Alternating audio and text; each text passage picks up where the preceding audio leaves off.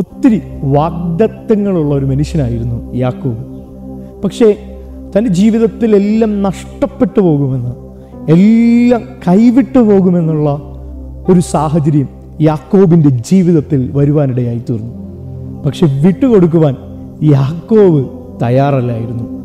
യാക്കോബ് ദൈവത്തിൻ്റെ ദൂതനെ മുറുകെ പിടിച്ചിട്ടാണ് ദൂതനോട് ഇങ്ങനെ പറഞ്ഞു, എന്നെ അനുഗ്രഹിച്ചിട്ടല്ലാതെ ഞാൻ നിന്നെ വിടത്തില്ല.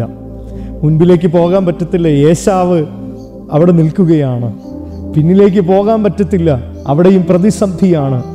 എങ്ങോട്ട് പോകണമെന്നറിയാത്ത യാക്കോബ് ഒറ്റ കാര്യമേ ചോദിച്ചുള്ളൂ, നീ എന്നെ അനുഗ്രഹിച്ചിട്ടല്ലാതെ ഞാൻ നിന്നെ വിടത്തില്ല. ആ ദൈവത്തിൻ്റെ ദൂതൻ യാക്കോബിനോട് പറഞ്ഞ വാക്കിങ്ങനെയാണ്. യാക്കോബിനോട് പറയുകയാണ്, നീ ഇതുവരെ യാക്കോബായിരുന്നു, പക്ഷെ ഇനി മുതൽ നീ ഇസ്രായേൽ ആണ്. ആ ദൈവശബ്ദം കേട്ടത് മുതൽ യാക്കോബിൻ്റെ ജീവിതം മാറുവാൻ തുടങ്ങി. എല്ലാം നഷ്ടപ്പെട്ടെന്നും ഇനി ഒരിക്കലും മുൻപിലേക്ക് പോകാൻ കഴിയത്തില്ലെന്നൊക്കെയാണ് ചിന്തിച്ചത്.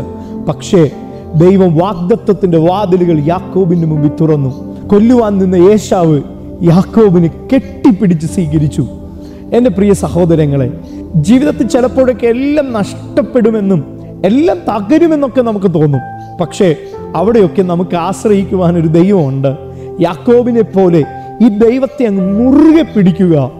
ഏത് പ്രതികൂലത്തെയും നമ്മുടെ ജീവിതത്തിൽ നിന്ന് മാറ്റിത്തരുവാൻ, വാഗ്ദത്തത്തിൻ്റെ വാതിലുകൾ നമ്മുടെ മുമ്പിൽ തുറന്നു തരുവാൻ നമ്മുടെ ദൈവശക്തനാണ്.